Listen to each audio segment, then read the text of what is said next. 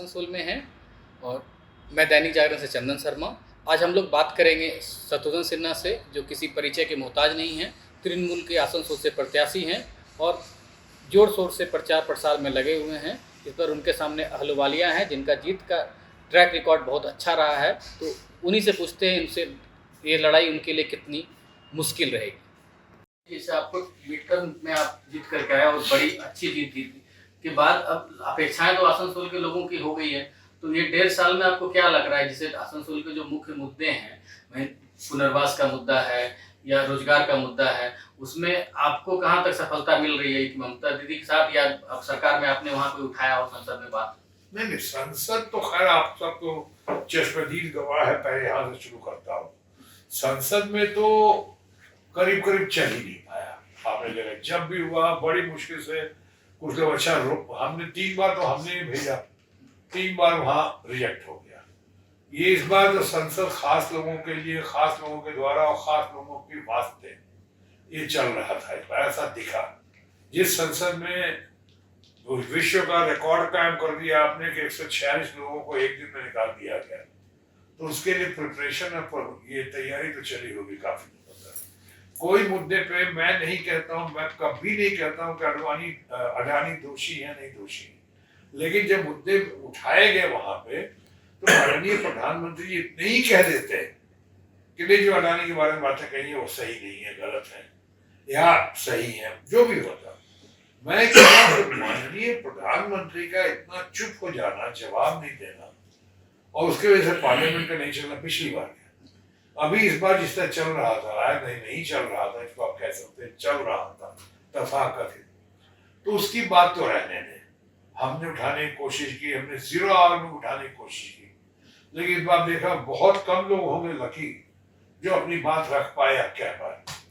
इस बार तो माहौल ही कुछ और रहा है। तो और जब तक नए नए बातें होती गई, नए नए कांड होते गए, इलेक्ट्रल बॉन्ड का तो आया ही आया, सरकारी एजेंडे के तहत आपने मंदिर पे इतना खर्चा किया, इतना प्रोपेगेंडा किया, इतना प्रचार मंत्री बनते, प्रधानमंत्री को प्रचार मंत्री बनना पड़ा। तो उसके बाद हेमंत सोरेन जैसे आदमी को गिरफ्तार कर लिया, हंगामा उसका हुआ।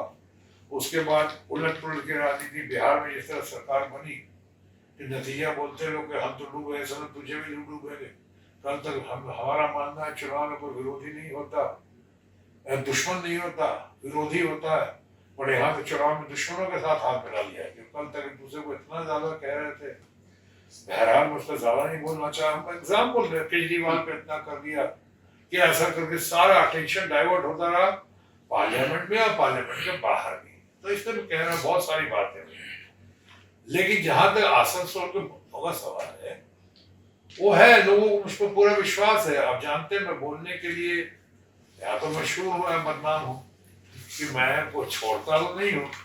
आप चाहे इलेक्ट्रल बॉन्ड पे इधर कुछ नेताओं में से सबसे ज्यादा किसी ने बोला होगा कन्विक्शन और कॉन्फिडेंस के साथ, तो शायद मैं होऊंगा कुछ लोगों में। उसका दूसरा पहले बात यहाँ से शुरू करें ना कि आपको जवाब देना है, आपको भी और आपको भी, यानी हम तमाम लोगों को, माननीय प्रधानमंत्री को। जिस चुनावी बॉन्ड को सुप्रीम कोर्ट ने अनकॉन्स्टिट्यूशनल कह दिया, यानी गैर संवैधानिक है, गैर कानूनी है, उस पर अब कोई इफ्स एंड बट्स का स्कोप नहीं रह जाता। पहले तो प्रधानमंत्री को ये कहना चाहिए कि भाई ये कॉन्स्टिट्यूशन गैर संवैधानिक कहा है, उस पर हमारा क्या जवाब है। ए बी, बिहार में हमारे कहावत है कि चोरी और ऊपर से थेथराई, ये थेथराई कर रहे हैं, जस्टिफिकेशन ऑफ द सिचुएशन उस पे नहीं कह रहे हैं। दूसरी बात, जिस तरह प्रेशराइज किया, सबसे इंपॉर्टेंट है चुनावी धंधा, चंदे का धंधा, जो भी मैं एक्सप्लेन करके आ रहा हूं आदिवासी समाज को, कि आप जो धंधा कर रहे हैं, कि प्रेशराइज कर रहे हैं, और जो नहीं दे रहा, जो कंपनी के 2 करोड़ की आमदनी है या जो कंपनी करीब दिवालिया हो चुका है, उसको आप कोई 400 करोड़ दे रहा है, कोई 800 करोड़ दे रहा है, 1000 करोड़ दे रहा है।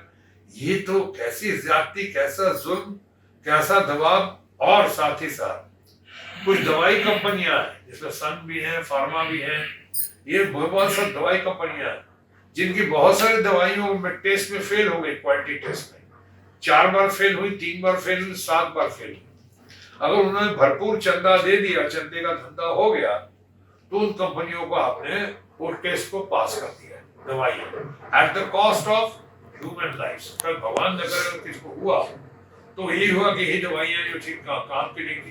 तो बहुत सारी बातें मैं अभी फिलहाल डिटेल में इंटरव्यू के साक्षात्कार नहीं बोलना चाहता हूँ, और मैं ये भी नहीं कह रहा हूँ कि मैं किसी का साथ दे रहा हूँ या साथ दे रहा हूँ। मैं तो देखिए यहाँ आसनसोल बैठा हुआ हूँ, मैं ये कह रहा हूँ कि माननीय प्रधानमंत्री से हमारे ही दोस्त नहीं है, बल्कि पूरे देश के दोस्त है, समाज के दोस्त है, गार्डियन है। उनको कुछ कह के, बातें कह के, कोई तर्क दे के इन बातों को खत्म करना चाहिए। मैं किसी का साथ नहीं ले रहा हूँ। मैं जैसे कहा कि न्याय का होता हुआ दिखना इक्वली इम्पोर्टेंट है। आप माननीय प्रधानमंत्री हैं, आपका ये फर्ज बनता है, कर्तव्य बनता है, और नहीं तो इन बातों से दूर जाएंगे आप, तो जाहिर है कि लोग कहेंगे अच्छा मुद्दों से भटकाने वाली बात है, पहले की कोई बातें पूरी नहीं की, कोई गारंटी पूरी नहीं हुई, चाहे वो गारंटी हो 2 करोड़ रोजगार का, आपको पता ही है सारी बातें रोजगार का होगी, फिर नई जुमलेबाजी। तो इसलिए मैं कह रहा हूँ, मैं खिलाफ नहीं हूँ।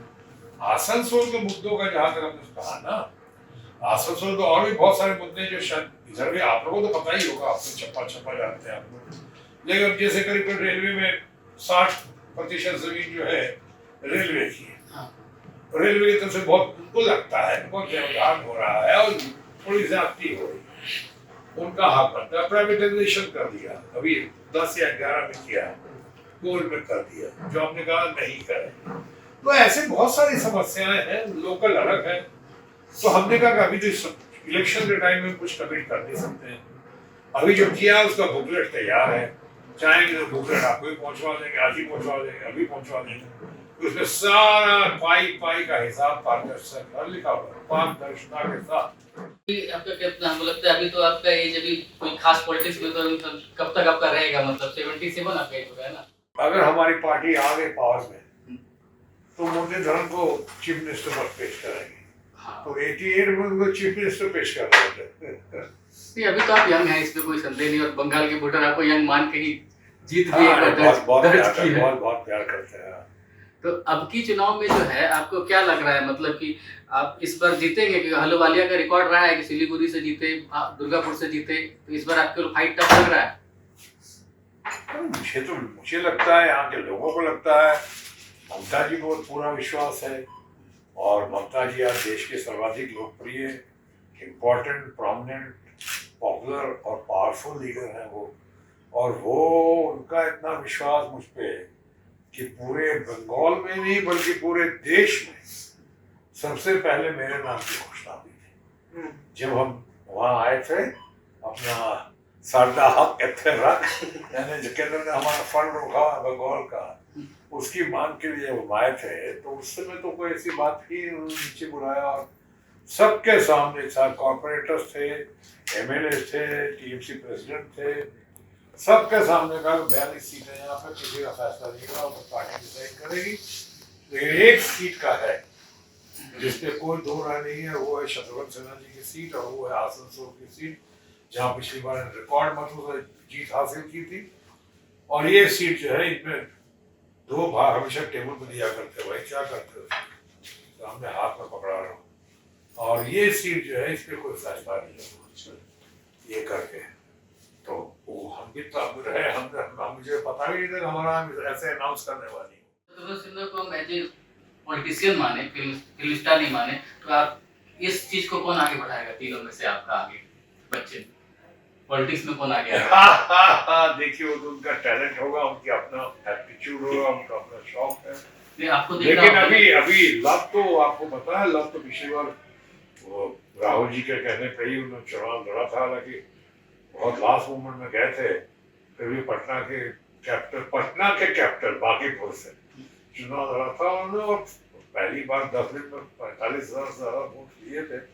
तो वो तो बहुत सराहनीय और प्रशंसनीय। लव को मान सकते हैं कि फ्यूचर में जो है वो लव कुछ कर रहे हैं, एक्टिंग भी कर रहे हैं, और अभी जो है उन्होंने शुरुआत तो की है। और जब मैं तो हमेशा कहता हूँ भाई, जिस राह में मैं, वो कांग्रेस में है, अभी हम तो तृणमूल कांग्रेस में है, तो जिस राह पे चल रहे हैं उसी राह पे हमको जितना इंकरेज कर सकते हैं करेंगे, क्योंकि हम लोगों को वो देखना है, खास हम सबको और बिहार यूपी में खास कर कि बच्चों के एप्टीट्यूड पे उनका भविष्य का निर्माण होना चाहिए। एप्टीट्यूड क्या है? जैसे कुछ का बहुत लगाव भारतीय जनता पार्टी, बहुत सारे जगह जाकर बैठते हैं, वर्कशॉप में जाते हैं, सुनते हैं, समझने की कोशिश करते हैं। सोनाक्षी का राम मंदिर में आप जो आपका कहना है कि उन्होंने ज्यादा प्रचार किया है, प्रचार मंत्री हो गए, तो क्या आपको इस बार नहीं लगता राम मंदिर मुद्दा रहेगा? जो क्योंकि भाजपा तो उसी के मतलब एक तरह से विपक्षी तो लग रहा है कि 400 पार हो जाएगा, तो राम मंदिर का असर नहीं पड़ेगा आपको लगता है? देखिए, ये आप गए हैं ये जाने का विचार है? मैं तो अभी बनने के बाद आपको हुआ है? बनने के बाद नहीं गया हूँ। बनने पर मंदिर तो था ही पहले वहाँ, अभी तो भव्य मंदिर बनने के बाद हो गई है। और दूसरी बात ये भी मंदिर अभी संपूर्ण सम्मान के साथ, राम के विरोध में बात नहीं कर रहा हूँ, संपूर्ण सम्मान के साथ कहना चाहता हूँ कि चाचा शंकराचार्य ने विरोध किया था कि मंदिर कंप्लीट नहीं, कंप्लीट करो उसके बाद करो। कुछ लोगों को लगता है कि रामनवमी के दिन इसका उद्घाटन होना चाहिए। और जहां तक कई लोग जो नहीं गए उनके बारे में कहता हूँ, सरकार अपना एजेंडा थोड़ी फिक्स करेगी अपोजिशन का कि आपको आना चाहिए यहाँ पे। अरे भाई, कुछ जब मर्जी हो जाए, कोई पहले गया मकर संक्रांति में गया, कोई रामनवमी में जाएगा, कोई और अच्छे उस पे जाएगा, अपने ओकेजन पे जाएगा। कौन राम में कौन नहीं मानता है भाई? राम तो हम लोगों की आस्था, भक्ति, शक्ति, ऊर्जा। राम तो मर्यादा पुरुषोत्तम के अलावा अल्लामा इकबाल के शब्दों में राम तो इमाम हिंद है, तो कौन नहीं मानेगा? कौन है माई का लाल? लेकिन इस तरह आप थोप नहीं सकते ये करके। और दूसरी बात, यही मुद्दा सबसे बड़ा मुद्दा नहीं बनेगा। और कहाँ तक बनेगा तो कुछ लिमिटेड सर्किल बनेगा। जैसे आपने कहा कि बिहार, झारखंड में, शायद यूपी में, जहाँ पर लिमिटेड सर्किल है, तो इतने सारे और मुद्दे आ गए। अब तो राम आपके है ही, ऐसा नहीं कोई नई सरकार अगर आ जाएगी तो राम का स्थान बदल जाएगा। कौन है, किसमें इतनी ताकत है, किसमें इतनी शक्ति है जो राम का स्थान या राम को बदल दे?